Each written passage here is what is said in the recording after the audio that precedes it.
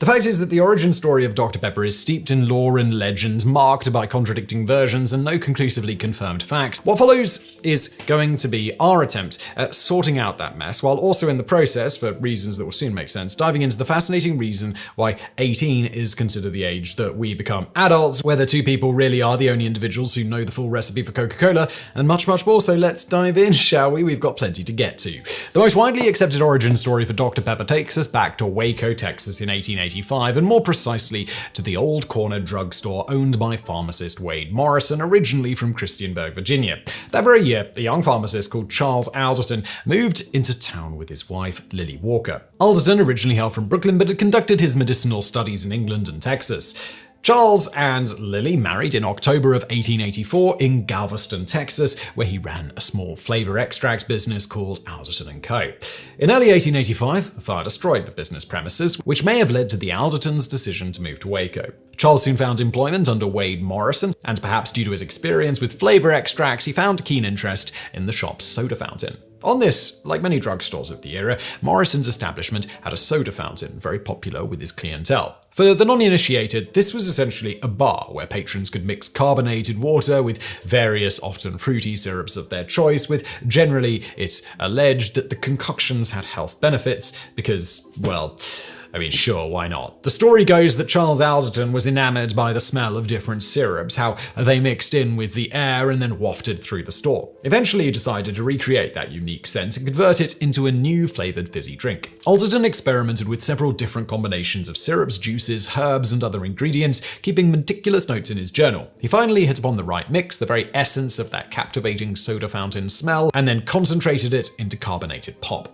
The young pharmacist offered the new drink to his boss, Wade Morrison. Apparently, he liked it so much that he asked Alderton if he could serve it to their customers. According to the US Patent Office, the drink, later known as Dr. Pepper, was first served on December 1st, 1885. Patrons were delighted with the new concoction, queuing up at the soda fountain and asking Alderton to shoot them a Waco, which was the original name of the drink.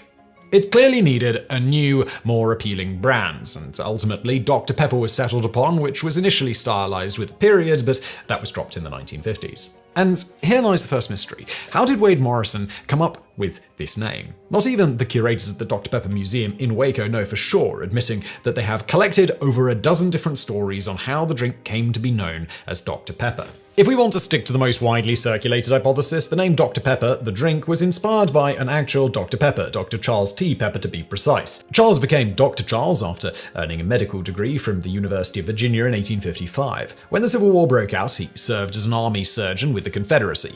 After the war, the doctor settled in the town of Rural Retreat, Virginia, where he opened a drugstore. Exactly how his name was transferred to the soda, however, is disputed and adds a further layer to the general, this is probably made up after the fact sense of things. According to one version, Charles Pepper had once employed Charles Alderton. Years later, the young pharmacist had honored his early benefactor by naming the new drink after him. A more widespread account places Wade Morrison instead in Rural Retreat working for Pepper. In 1885, it was him who wanted to acknowledge his old alleged employer as a way of thanking him. But there are yet more variants of the Morrison-Pepper hypothesis. A fan-favorite version claims that Wade Morrison had fallen in love with Dr. Pepper's daughter. The pharmacist had asked his employer for permission to marry her, but the doctor had refused. An embittered Morrison had then upped sticks and moved to Waco, where he had started his own drugstore. When the occasion came, he decided to call the drink Dr. Pepper in the hopes of winning the approval of his potential father-in-law. Actually, scratch that. Yet another version claims that Morrison had no intention to regain favor with his old employer. In fact, he had named his horse Pepper in jest, and the drink may have been named after the horse rather than the man. Or maybe forget about the horse. The name may have been picked by Alderton after all. After hearing Morrison recount his misadventures with Charles Pepper back in Virginia, the pharmacist chose the brand Dr. Pepper as a joke to tease his employer. There is also an entirely separate subset of theories which completely ignore the good Dr. Charles Pepper. The brand name may have been created from scratch by Morrison following some sound brand naming principles. He may have chosen the word pepper for several reasons. First of all, pepper is allegedly one of the ingredients of the drink, although this has never been officially confirmed by parent company Dr. Pepper Snapple Group. Probably the most plausible was that at the time these soda fountain drinks were often thought to be good for your health, and the name evoked peppiness or liveliness, a fitting concept considering that it was common common for sodas in the late 19th century to be marketed as energizing tonics as well. Or the name may have been chosen also due to the syllable pep, a nod to the digestive enzyme pepsin a la Pepsi. Another feature commonly attributed to sodas was that they help digestion. Finally, the insertion of the title Doctor was a common practice that brands did in the era, as it was intended to reassure customers as to their medicinal properties. Now, all the accounts related so far are based on the solid foundation that the Dr. Pepper drink was invented by a Brooklyn-born pharmacist in Waco. Dr. Charles T. Pepper may have only played a tangential role as far as the name was concerned. You may find, however, that the inhabitants of Rural Retreat, Virginia, strongly contest this version. According to them, it was the OG Dr. Pepper who invented Dr. Pepper. Based on these claims, the Virginian doctor had developed a fizzy beverage of his own, made of mountain herbs and medicinal roots. When his former employer Morrison moved out of Rural Retreat and into Waco, he brought along the recipe and initiated mass production of the popular soda from 1885 onwards. From this version of events, it's not clear if Morrison had the doctor's blessing or simply stole the formula. Perhaps Morrison wanted to get back at Pepper for not allowing his daughter to marry him. But let me throw a plot twist into the story right now. What if I told you that Wade Morrison never courted Pepper's daughter? Back in 1992, Associated Press debunked the myth of Morrison pining for Miss Pepper, yet this strangely still survives, mainly thanks to corporate communications from Dr. Pepper Schnapple Group. Associated Press reported that according to a census carried out in 1880, Dr. Pepper's daughter was born in 1874. Therefore, by the time Morrison and Alderton were experimenting with sodas in Waco, she would have been only 11 years old. Unless you're currently about to comment, well, different times, where an 11-year-old could be courted by an adult, or even older teen male in a socially acceptable way, we're going to go ahead and thoroughly debunk that in the bonus facts later in the video, so stay tuned. For those who don't care to watch that far, well, we'll just say for now that it has never in recorded history been terribly socially acceptable for an adult male to court a young teen girl, nor has it ever been common for a young teen girl, or even to an extent an older teen girl, to get married. And it was actually the baby boomer generation who saw one of the lowest marriage age averages in recorded history, oddly enough. And if you don't believe us, just watch to the end, and we're definitely not doing that for YouTube algorithmic reasons. But for now, either Charles Pepper had some extremely good reasons to tell Morrison to get the hell out of his store, town, and state, trying to court his 11-year-old daughter, or, more realistically, the entire story is just a wagon load of bovine gastrointestinal waste. In fact, there is evidence that Morrison may have never even met the Peppers. Millie Walker, curator at the Dublin, Texas Dr. Pepper Bottling Co. Museum, has pored over US Census records and found that before moving to Waco, Wade Morrison lived in Christiansburg, Virginia, 40 miles from Rural Retreat. Walker stated that there is not one piece of evidence that Morrison ever worked for Charles T. Pepper in Rural Retreat. Shocking, we know. In fact, probably shouldn't be if you've ever read some of these origin tales surrounding Dr. Pepper, which just scream once again, made up after the fact and nobody seemingly able to point to any real hard evidence to support much of it. On this note, the whole narrative behind the genesis of Dr. Pepper was hit by another curveball in 2008, following a chance discovery at an antiques shop in Shamrock, Texas. Bill Waters, a manuscript collector from Oklahoma, bought a wooden crate once used to store medicine bottles. While rifling through its contents, Waters found an old sales ledger bearing the letterhead W.B. Morrison & Co. Old Corner Drugstore. Waters couldn't believe his eyes when inside the ledger he found a handwritten recipe for something called D. Pepper's Pepsin Bitter. Most of the recipe was illegible, but it appears that this concoction was based on large quantities of syrup and mandrake root. According to British newspaper The Independent, this Pepsin Bitter had probably been devised as a digestive to make stomach medicines easier to swallow. The presence of mandrake, in fact, leads towards the gastrointestinal interpretation. Medieval lore attributed magical powers to mandrake, purporting it was sufficient to carry a root on your person to increase your fertility and or libido. Magic aside, the herb does have medicinal properties. When used in very small doses, it can be used as a mild painkiller or to treat ailments such as stomach ulcers, colic, and constipation. But in large quantities, it can trigger vomiting, induce sedation, or a rather annoying side effect known as death. So yes, steer clear of mandrake and leave it to a certified pharmacist like the good folks working at the Morrison & Co. Old Corner Drugstore. Speaking of which, so far I mentioned only the top man and Charles Alderton, but the shop was, at one time, co-run by Morrison and another chemist, John Castles. The cover of the ledger found by Waters, the collector, was in fact inscribed with the phrase Castles Formulas. Could this be considered evidence that the first incarnation of Dr. Pepper was conceived as a medicine by the now forgotten John Castles? The heading for the recipe D. Pepper's Pepsin Bitter also potentially lends credence to the hypothesis that the drink was not based on a person, but was rather a reference to the root pep associated with digestive enzyme pepsin and digestion in general. Back in May 2009, Mr. Waters put up the ledger and recipe for auction, attracting the attention of the Dr. Pepper Snapple Group. A spokesman for the firm did not challenge the authenticity of the documents, but claimed that the ingredients listed in the ledger had little resemblance to the real Dr. Pepper recipe. Of course, we're guessing even those in charge of the actual Dr. Pepper formula these days probably aren't familiar with what the original was, let alone that a random spokesman is privy to such information on the modern formula. On this note, folks who have never had a sip of this soda may be wondering what's so special about it and its recipe. Just like for Coke, the formula for Dr. Pepper is a well-guarded secret locked in a vault inside the Dr. Pepper Snapple Group headquarters in Plano, Texas. Or it is allegedly. Again, as we've covered before in great detail, the whole idea of locking the formula in a vault with Coca Cola has always been more of a marketing stunt than anything else, similar to the idea that only two people know the recipe for Coca Cola and they're never allowed to be on a plane together, which, by the way, is a notion literally started by Coca Cola in an advertisement. And we're just gonna guess Dr. Pepper is doing the exact same thing here. In truth, the exact number of people privy to the knowledge of how to make Coca Cola isn't public knowledge. However, it's definitely more than two, as the sheer volume of the syrup being produced every day with slightly differing ingredients in different parts of the world necessitates that quite a few people need to know, and the least large portions of the ingredients and appropriate proportions of each in order to keep supplies flowing. This sort of volume just wouldn't scale well to only two people knowing how to make the product, especially if the extension of this myth were true, that each person only knows one half of the ingredients. Besides not scaling well, this would also be a recipe for disaster if anything happened to one of them and it wasn't written down anywhere else. This is partially why in one ad campaign, Coca-Cola claimed the two executives are not allowed to fly on a plane together. At the least, it's probable the exact ingredients, though perhaps not the exact proportions, are known by numerous people working at Coca-Cola. For instance, certain of the company's accountants, particularly the higher-ups, are probably well aware of what goes into the company's staple product. Invoices would create a very detailed paper trail with which it would be very easy to get the exact list of ingredients, even if the company had different factories making different parts of the syrup. It would also only be slightly harder to figure out the exact proportions, given the relative volume of each of the ingredients being ordered going into the factories and the exact output of syrup coming out.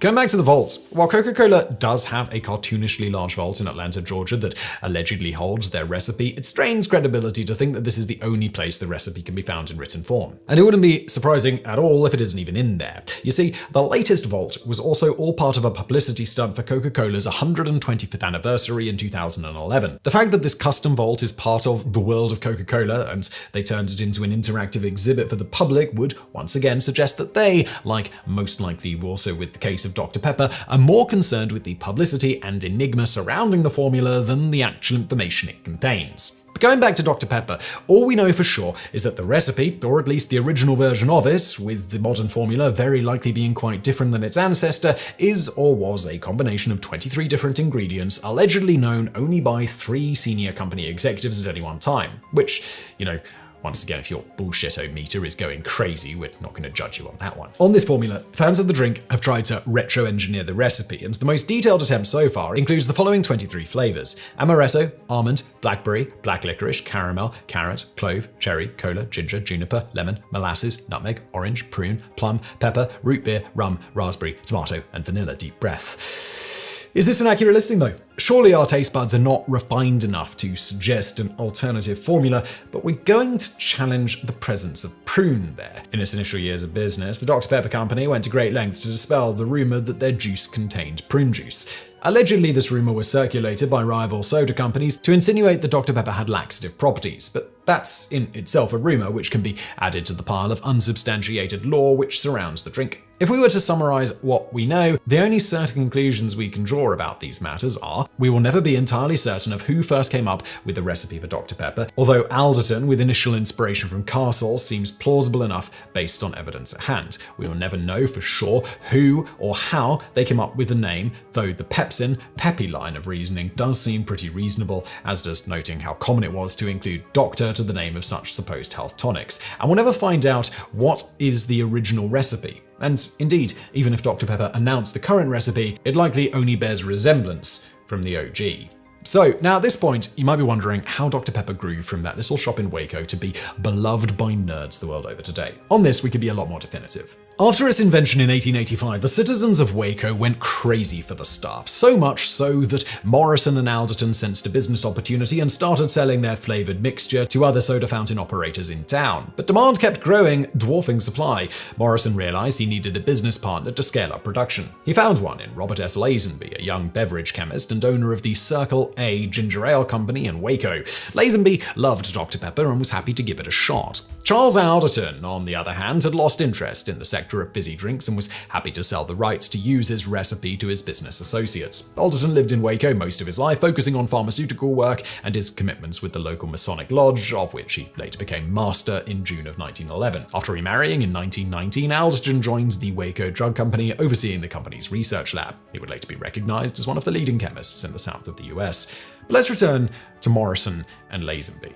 The two co-founded the Artisan Manufacturing and Bottling Company in 1891, with the intention of scaling up the production of the successful drink. In September 1898, the Southwestern Soda Fountain Company, based in Dallas, bought the rights to manufacture and sell Dr. Pepper syrups. In other words, the folks at Southwestern would own the production of the concentrated syrup, while Morrison and Lazenby's Artisan would take care of mixing the syrup with carbonated water, bottling the end product and distributing it. In September 1902, the Southwestern changed its name to Dr. Pepper Company. A logical move, but the Artisan Bottling Company still called the shots when it came to distribution. It was Lazenby's idea, in fact, to introduce Dr. Pepper to its largest audience yet. This happened at the Louisiana Purchase Exposition, also known as the St. Louis World Fair, from April to December 1904. At the exposition, ecstatic crowds are apparently first exposed en masse to hamburger buns, hot dogs, and ice cream cones, although as we've covered before, there is much more to those stories than the popular narrative today claims. But those are stories for another day. But for this one, the audiences did enjoy Dr. Pepper there,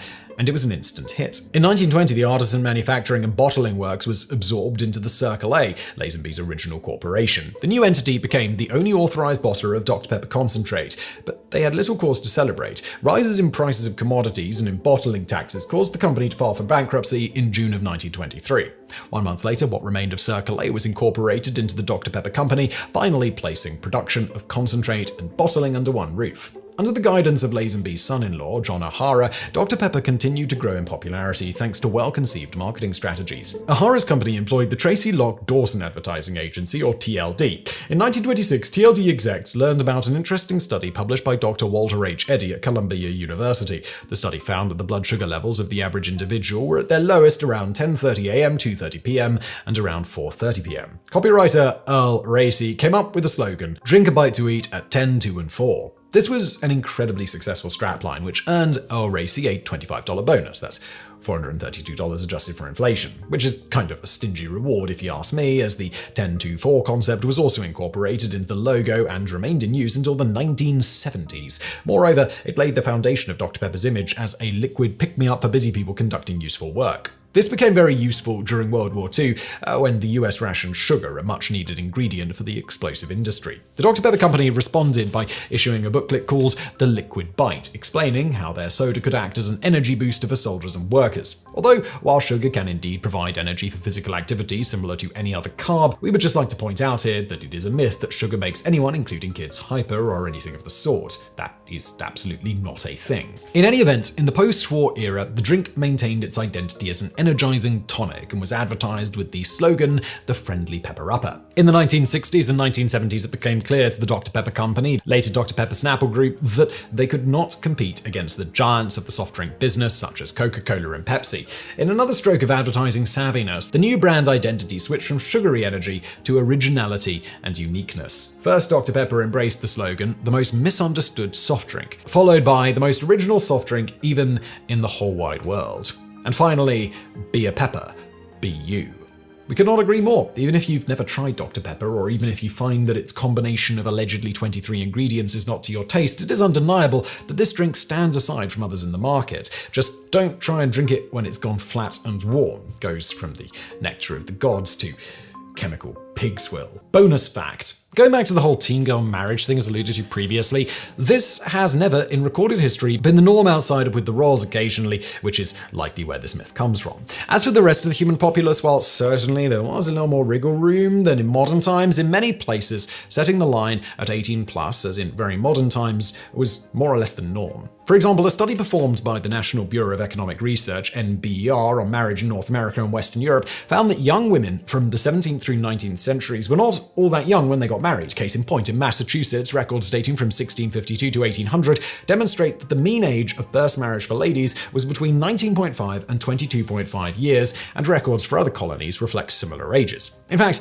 the average age of first marriage for all of the colonies studied was 19.8 before 1700, 21.2 during the 18th century, and a whopping 22.7 during the late 18th century. This is consistent with data gathered in England, France, and Germany that puts the average mean age of first marriage for women at 25.1 from 1750 to 1799 and 25.7 from 1800 to 1849. Maintaining the trend, by the end of the 19th century, the median age when women were first getting married was between 22 and 24 years old, and this tendency continued into the 1940s. In fact, the lowest median age of first marriage since the 1700s was had by the baby boomer generation, where the age dropped to 20.5 years. Unsurprisingly, perhaps this generation also saw the highest divorce rates in recorded history, with that number, contrary to popular belief, declining rapidly in recent years as the age of marriage has been increasing. Finally, if you're now wondering how society came to the age of 18 for adulthood, well, pretty arbitrarily, and in part just because of war. On this, in modern times, we've collectively decided, in the ballpark of 18, depending on nation, is when people are old enough to make good choices, including when it comes to reproductive and marital activities. But of course, for most of history, nobody thought like this. For example, at just 16 years old, Alexander the Great was busy conquering Mede when they dared to revolt against Macedonia. Also at 16, a peasant girl by the name of Joan of Arc was taking her first steps into historical prominence by having the gall to approach a garrison commander to tell him how to do his job.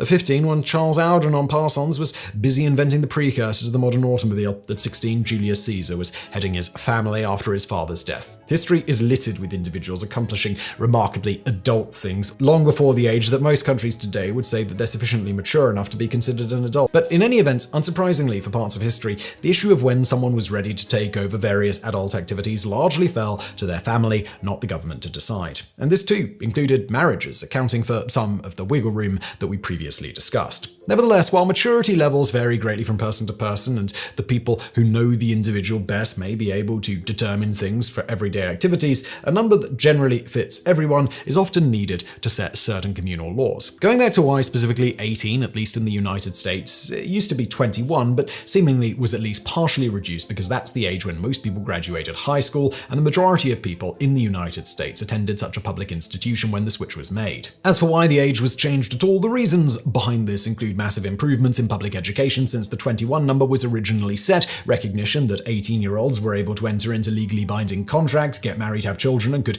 even be forcibly drafted. This latter point was critical to the change, as 18-year-old males at the time of the switch could be forced to fight in a war, but had no voting say in whether their country went to war in the first place. This was a particularly hot topic in the Vietnam War era, when many youth strongly opposed the war, and those politicians who felt likewise were keen on getting those young people the ability to vote.